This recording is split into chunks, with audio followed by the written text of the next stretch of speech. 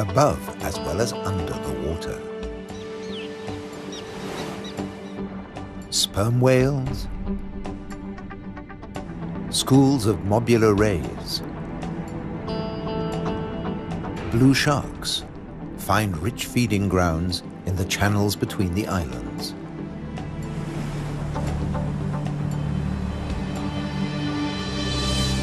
Nutrient-rich reefs draw in life. Blue whales seek out tons of krill in ocean depths. Here, around the Azores, Europe's wild islands.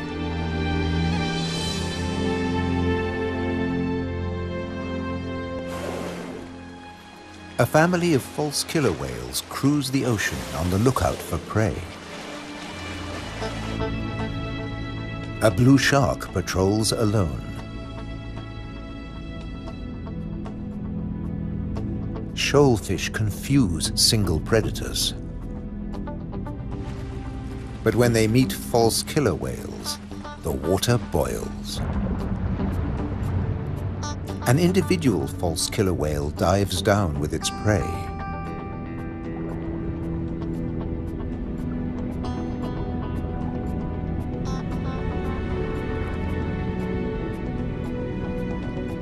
A blue shark comes late to the feast, drawn by scent molecules. But this morsel presents a problem.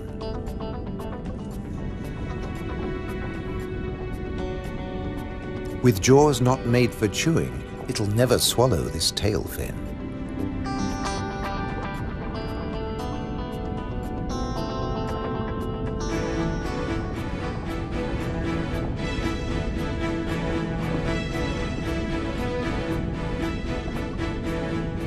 Most fish force water through their gills to breathe. This shark can't, so it has to keep moving.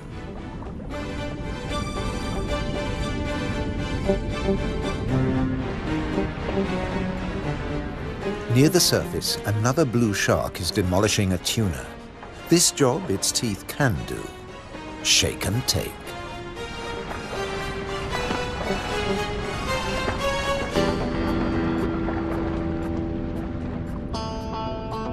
Fragments streaming from its gills float to the surface. A little extra for the seabirds.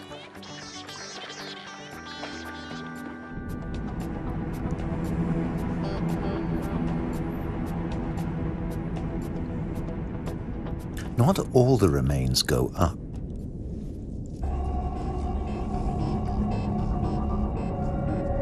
Spread by the current, the scent draws a moray eel from its cave.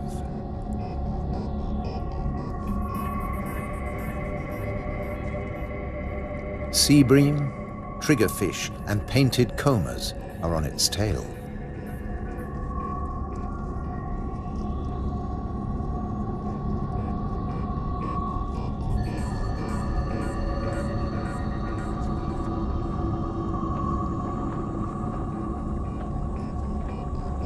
The ocean around the Azores is not short of flesh.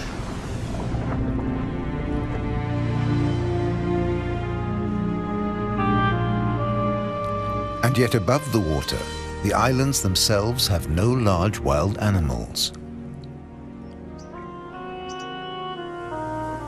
When Portuguese sailors landed on the Azores in 1427, these first humans found no vertebrates at all, except birds and two small species of bat. The birds evolved over time. This variant of the grey wagtail lives only on the Azores.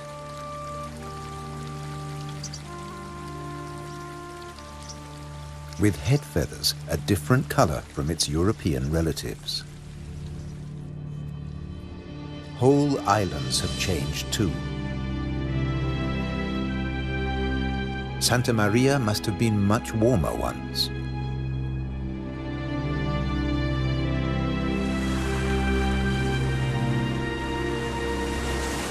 Many of these ocean fossils belong to extinct species that once lived in warmer waters.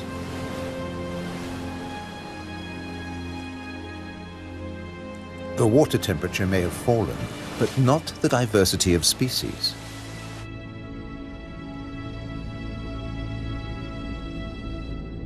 After nearly 6 centuries of human habitation, the seas around these volcanic islands are still largely unexplored.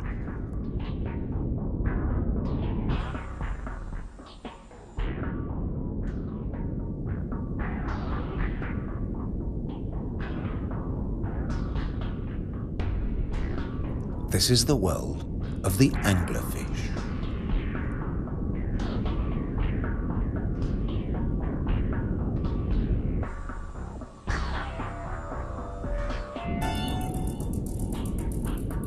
A 1,000 meters down, this pink frogmouth ignores the pressure of 100 kilos per square centimeter. Other deep dwellers are less easy to name.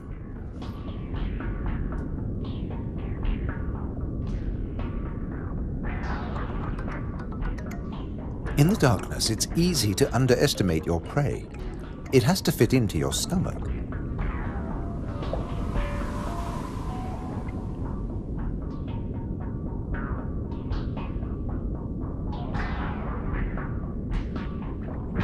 The six-gill is one of the largest deep-sea sharks, but at night it swims to the shallows to feed.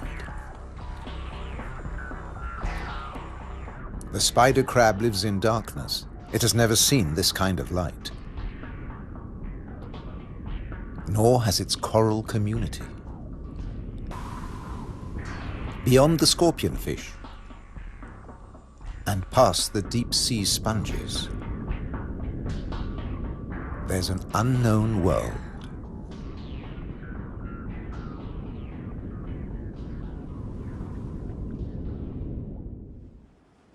Imagine the Atlantic between Europe and America 8 million years ago.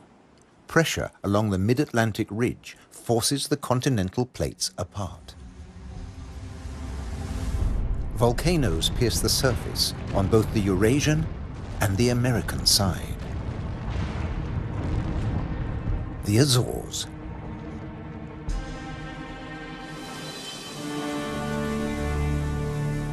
Most of the volcanoes are dormant. Water, not lava, fills their craters.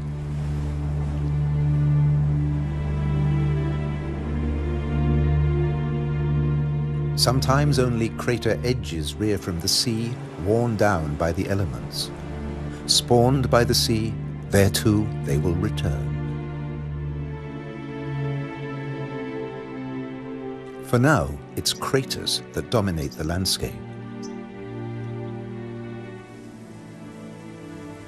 Gases still escape from fumaroles on some of the 1,700 volcanoes.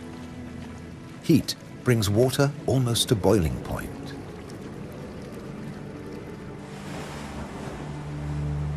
A massive eruption hit Fayal Island 60 years ago.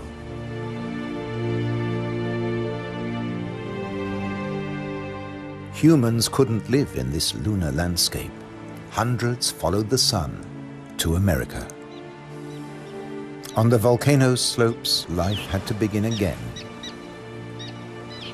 Birds were pioneers on naked rock.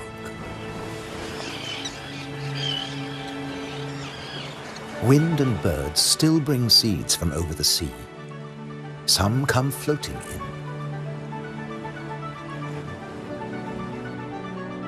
Humans brought the Hottentot fig, and plants create the first soil on bare rock.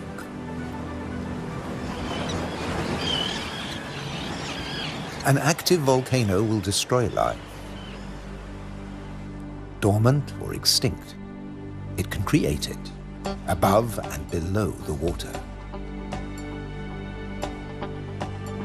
The underwater cliffs of Formigas are the summit of a volcano.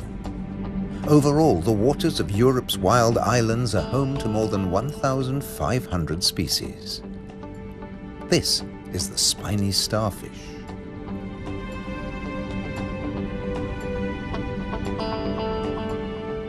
There are 530 fish species, like the damselfish, swarming along reef ledges.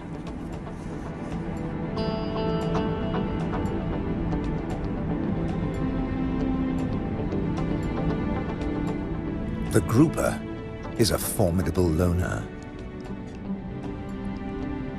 Its giant maws scare off intruders.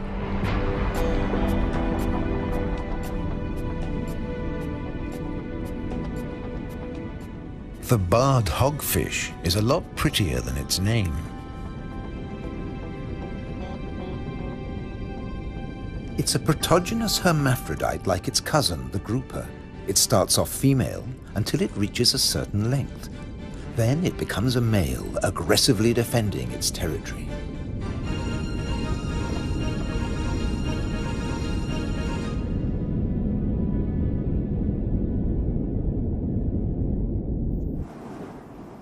The archipelago's weather changes too, up to 4 seasons in a single day.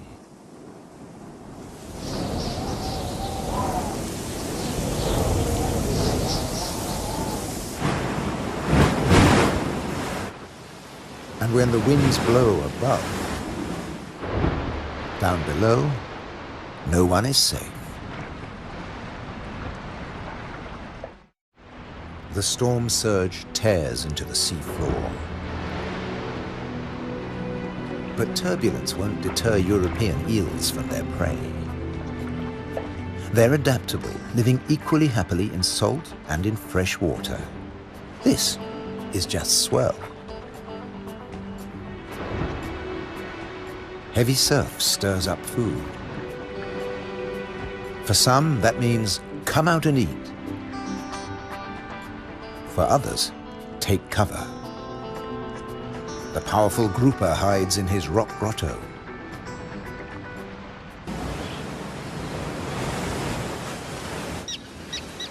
In churning waters, it's tough to spot your prey.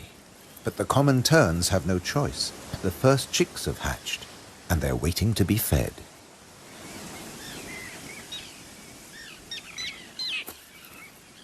Elsewhere, adults are still brooding. The nest, a few pieces of dried grass, hardly visible. The parents sit in turn for 3 weeks. Their beak, both dagger and tweezers, is perfect for catching small fish.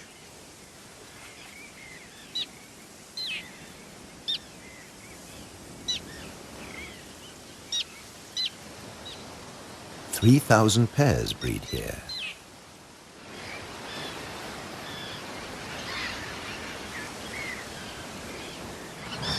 Typically, each couple lays 3 eggs.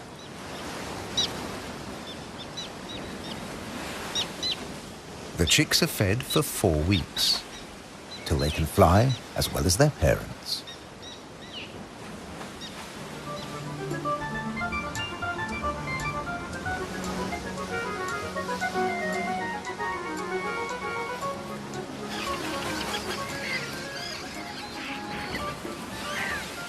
Then they're ready for takeoff on the long journey to South Africa.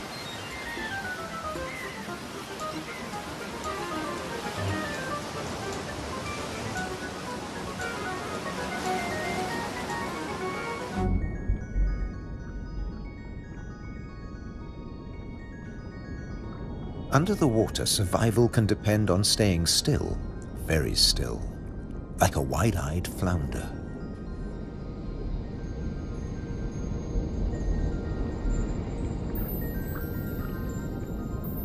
With his general-purpose military markings, the Guinean pufferfish doesn't mind being seen.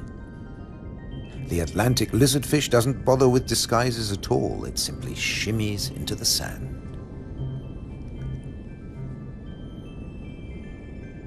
This may fool both its prey and its predators.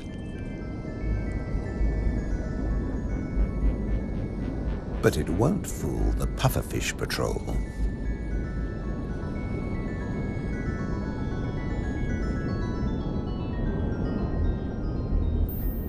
The shamefaced crab folds its pincers to protect its gills and digs itself in.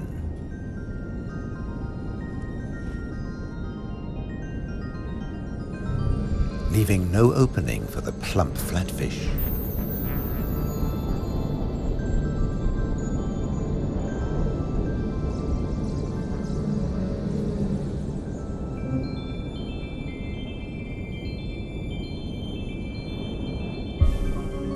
Bye. A starfish flees at top speed from a marauding snail.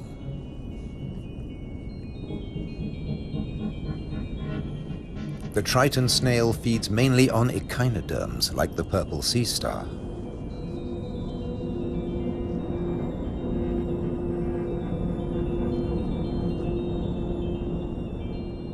It's no big deal for an octopus. No pickings for it here.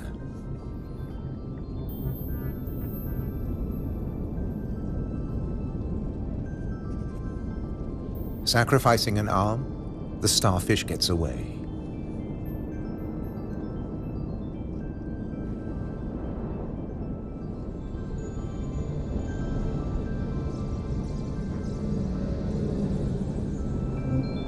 It's escaped with its life, and the limb will grow again. These wild islands in the Atlantic are a freshwater reservoir. Vast amounts of seawater vaporize in the warm ocean air, and freed of salt, they unload onto the Atlantic islands.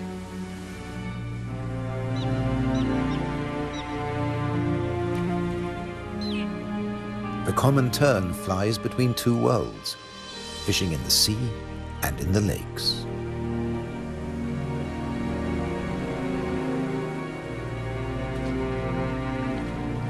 Humans brought the freshwater fish to these islands. Water flows straight off the impervious lava rock.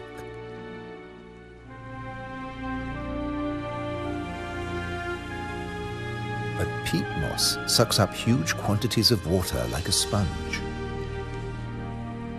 taking it in through every surface. Deprived of oxygen, the dead parts of the moss never rot. The extremities keep on growing, and the moss colonizes more and more of the bare rock.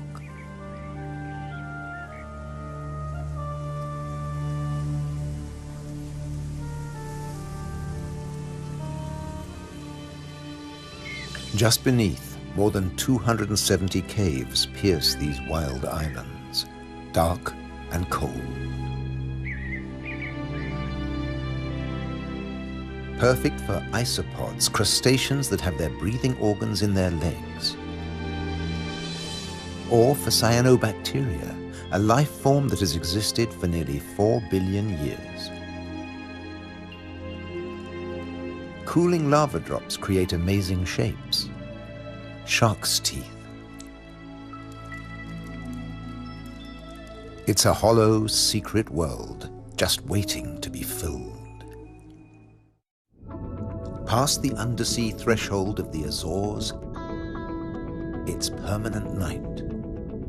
Perfect for a nocturnal common stingray.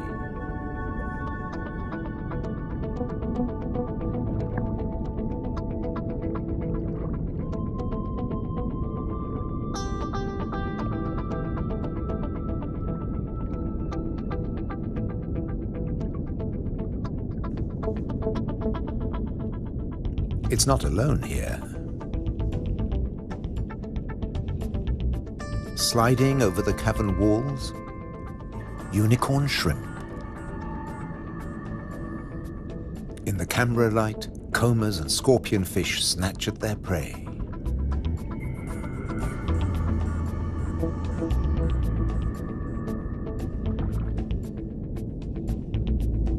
The brown moray eel is cleaning up on the cavern floor. The shrimps come up from deeper waters to spend the winter. For some, it's a short winter. The females packed with blue eggs are especially sought after.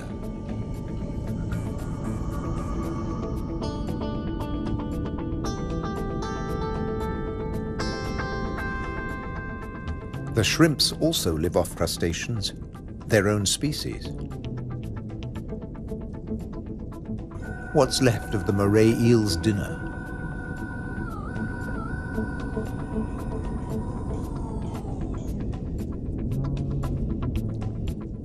First, eat your neighbor, then take time for a spot of grooming.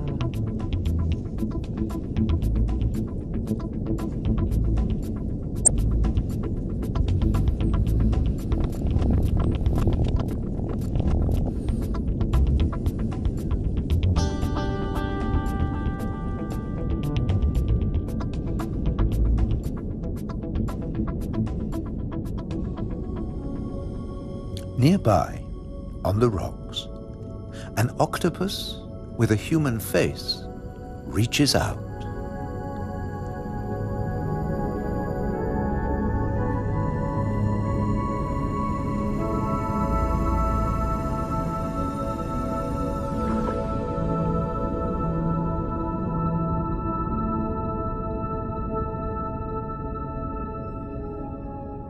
The stingray glides back to the ocean.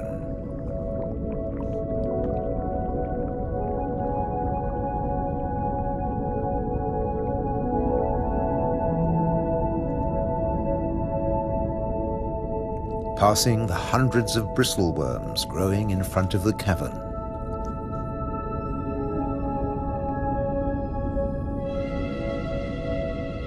Their tentacles trap particles from the passing current to eat or to construct the tubes they live in.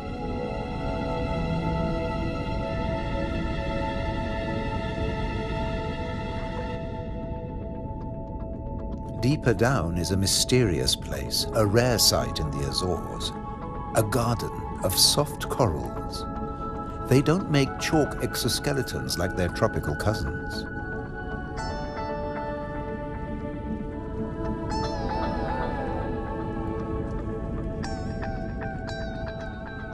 The currents carry plankton down to their home on sunken seamounts.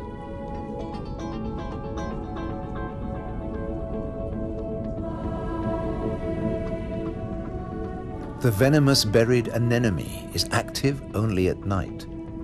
During the day, it contracts. Once, scientists couldn't agree whether corals were plants or animals, so they called them anthozoa, flower animals.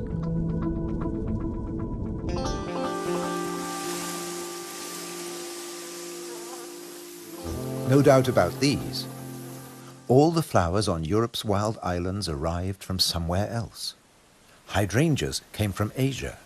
Natural boundaries between fields. They're a symbol of the Azores.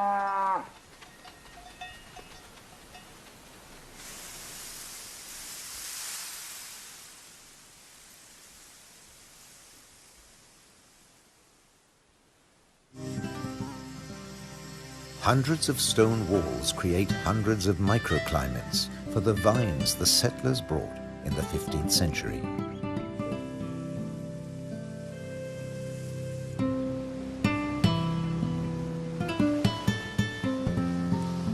"400 years later, the vineyards were abandoned as islanders left for America.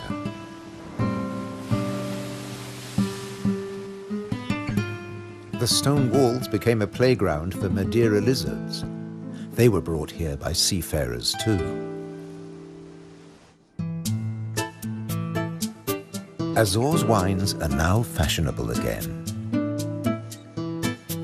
Nearly 1,000 hectares, more than 2,000 acres of ancient vineyards on the island of Pico have been declared a World Heritage Site by UNESCO.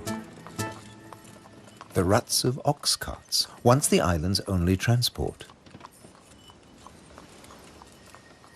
They dragged firewood and building materials for houses and stone walls. And they carried the new wines down to the coast to ship to Europe, but at a cost. Beneath these waters is the strangest, most dangerous place on the Azores. They call it the Anchor Graveyard. Scores of great iron anchors lying on the seabed. When an Atlantic storm hit, the only way to save your ship from the rocks was to cut the anchor rope fast and dash for the open sea. The iron left behind has become a rusting reef for a multitude of creatures. These anchors are coated by algae and tube worms.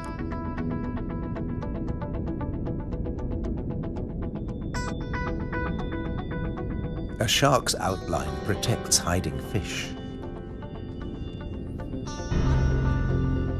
The grim-looking sea robin feels its way. The 3 front spines of its pectoral fins have their own receptor cells for finding food. The Mediterranean mooray's mouth is mournful, but it's miming the call of the sea robin's swim bladders. A common octopus discreetly searches for food. It will fit in anywhere.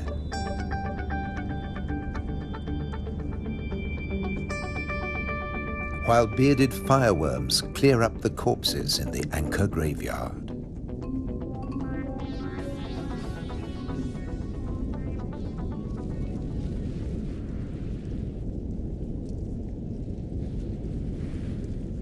They are the mobile relatives of the immobile tube worms.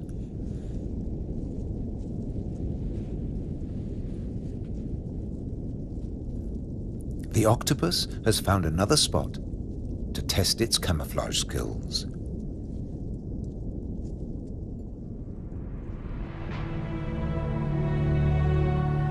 Above water too, human presence is everywhere, even in the craters.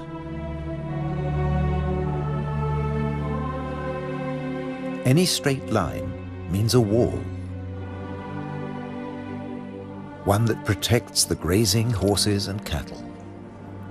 By keeping the grass short, these domestic animals help the seasonal visitors that have been coming here for thousands of years. The ruddy turnstone digs to find fresh food. Black-bellied plover fly in from Russia on their way to their winter quarters in South America and South Africa.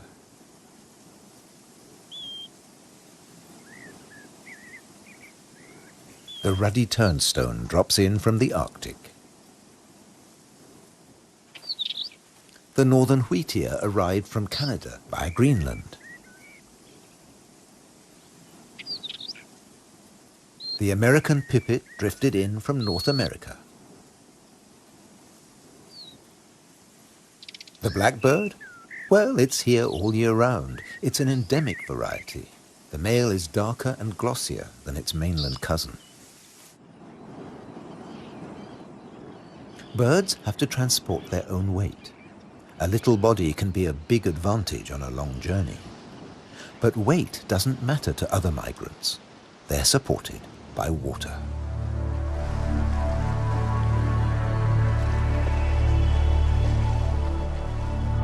Humpback whales migrate between the Arctic and the tropics. They make a hunchback when they dive, hence the name.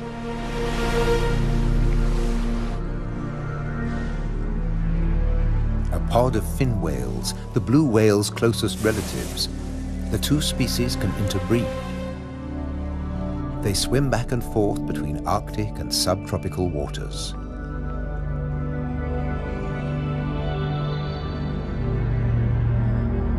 Fin whales and blue whales have their blowhole in the center of their skulls. Sperm whales have theirs on the left.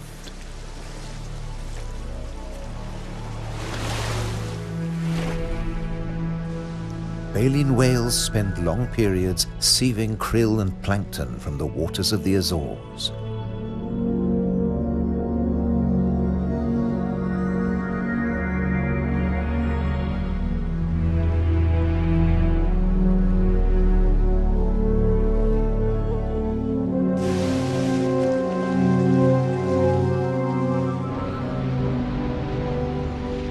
They leave their excreta behind them. It feeds vegetable phytoplankton. Animal plankton eat the phytoplankton, and at the other end of the food chain are fish and the whales themselves. But a great deal of whale food comes from deeper down.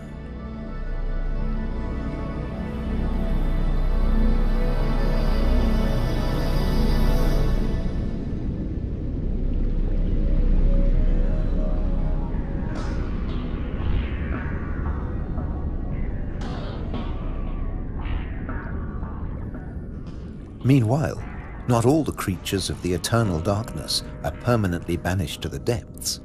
Every night, countless organisms leave the realm of the bizarre anglerfish and rise into shallower waters. Colossal amounts of krill join them on the upward journey. A nightly vertical migration.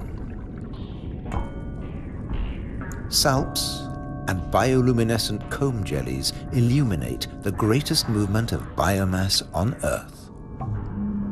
All here to harvest the vegetable plankton, or get eaten themselves. This innocent-looking blob is anything but. A Portuguese man-o'-war is a colonial organism, a conglomeration of polyps serving different functions. One polyp is the sail. Innumerable other polyps repel invaders or catch booty with tentacles that stretch up to 30 meters. On the right, a salp has become ensnared. Venom from stinging cells kills the prey. The tentacles drag it to the mouth.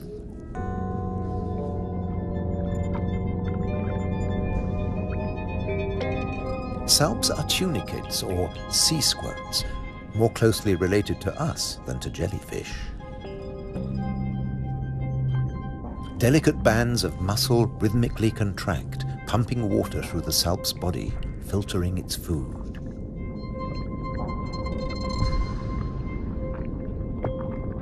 Salps build into chains and can direct themselves through the water.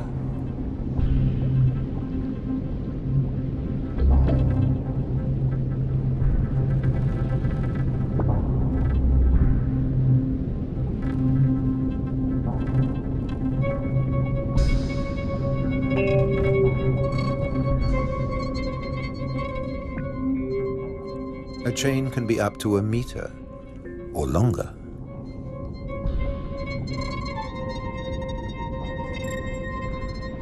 Unlike salps, many jellyfish have venomous tentacles. But they too have predators. They're one of the favorite foods of loggerhead sea turtles. On their 5-year journey from the Florida beach where they were born, they swallow innumerable jellyfish immune to the venom. But there's another hitch. Comb jellies have no sting cells, but in the water they look a lot like drifting plastic.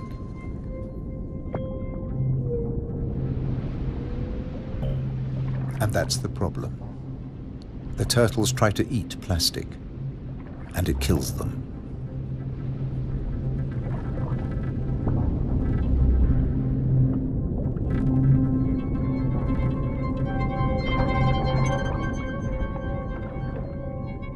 This is a great jellyfish hunter. At up to 3 meters in length, the ocean sunfish particularly relishes the Portuguese man-o'-war. But that too catches other jellyfish.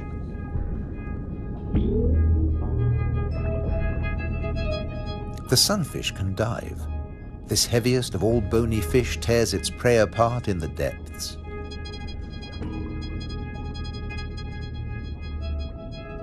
The man-o'-war must stay on the surface, but it's a most effective hunter.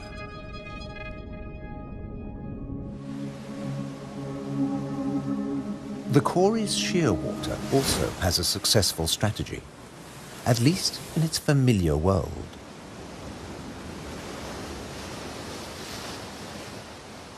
It deposits its eggs in niches high on the rocky cliffs.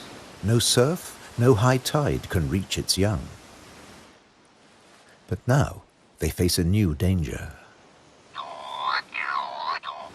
Stray cats.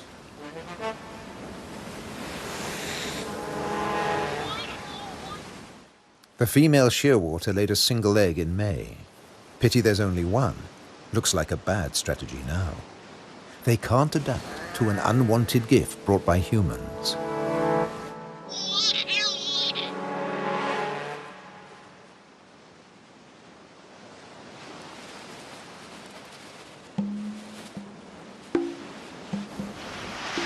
On the island of Corvo, more than 80% of predated chicks are the victims of cats.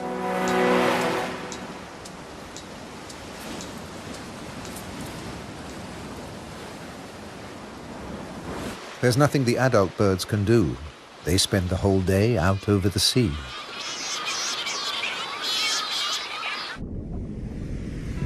By contrast, periphyton, a mix of algae, bacteria, and microbes, stay where they grow, ruled by time and tide. Some quickly find a home on flotsam and jetsam. Attached and yet mobile, they drift across the ocean. Goose barnacles fix onto hard surfaces. Their cirri grasp plankton from the water. No matter what it's made of, marine debris attracts life forms.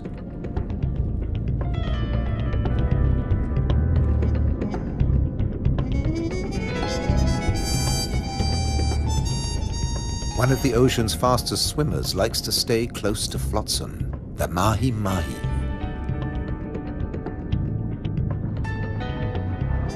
Because floats and buoys provide protection in the open sea. Some species may have survived ocean transfer as passengers on floating debris.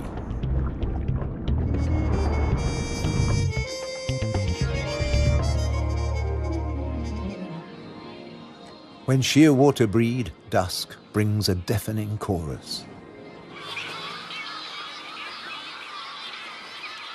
Parent birds calling to their young as they return from the sea.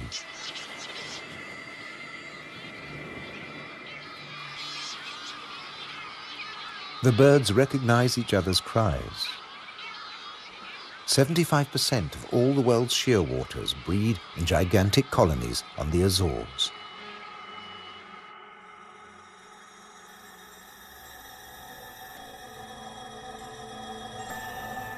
The name Madeira lizard says it all.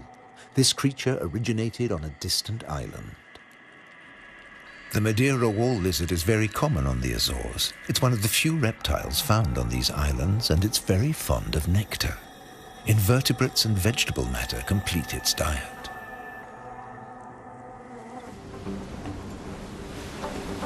Just across the bay is the domain of a giant. This is the whale shark. The world's biggest fish. That's what 12 meters of muscle and cartilage say about the whale shark. Like mobula rays, it's mainly a plankton eater, but also eats crustaceans and small fish.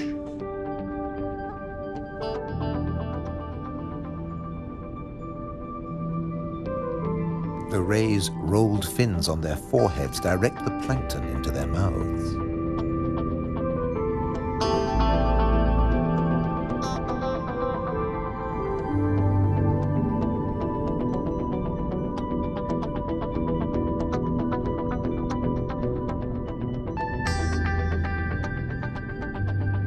Mobula rays are part of the manta ray family. They cruise in small groups, shadowed by fish using them as cover and picking up their leftovers. Flying in slow motion, the rays dance through the ocean, round the volcanoes.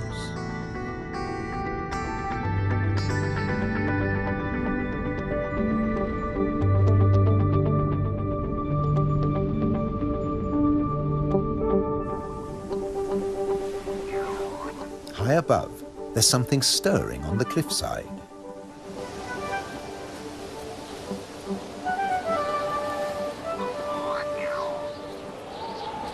A Cory's shearwater leaves the nest niche for the first time. He doesn't know a thing about flying, but his parents have stopped feeding him. He has to learn to fly as fast as possible, or he'll never have a meal again.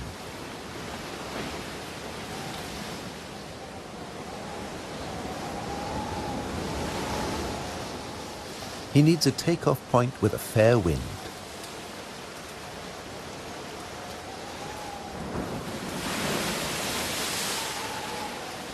Even on the rocks, he looks unsteady.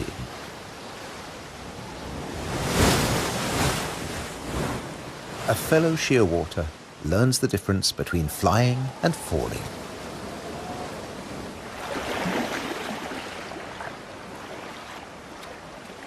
If you're already on the surface of the sea, there's nowhere further to fall. But getting aloft is even more difficult.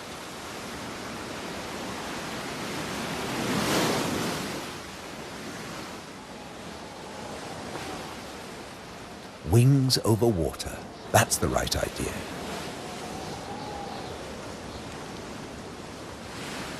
Taking off from the sea in a side wind? Tough even for the experienced.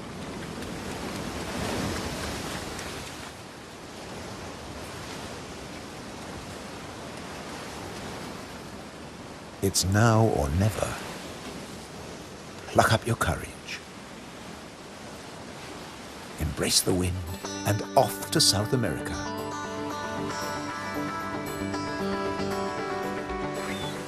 On the Azores, you're either coming or going. In December, with the sheer waters long gone, male sperm whales are returning from their feeding grounds in the Arctic waters. They meet males who were too young to make the journey and mothers with their young calves born while they were away.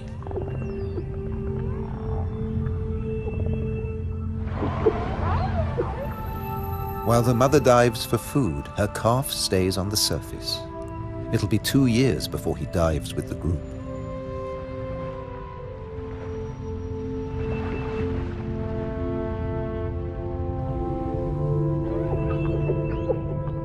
The whales will seek giant squid at a depth of 1,000 meters. At 18 meters and weighing in at 50 tons, sperm whales are the world's biggest toothed whales.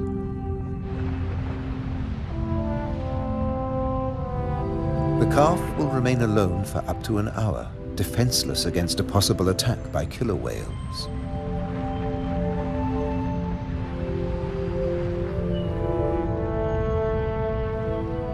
Finally, the group return from the deep.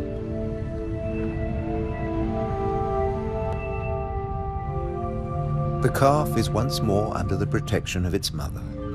She will feed it for 2 years. During this time, she won't fall pregnant. Now the whales can take their ease, preferably hanging vertically in the water.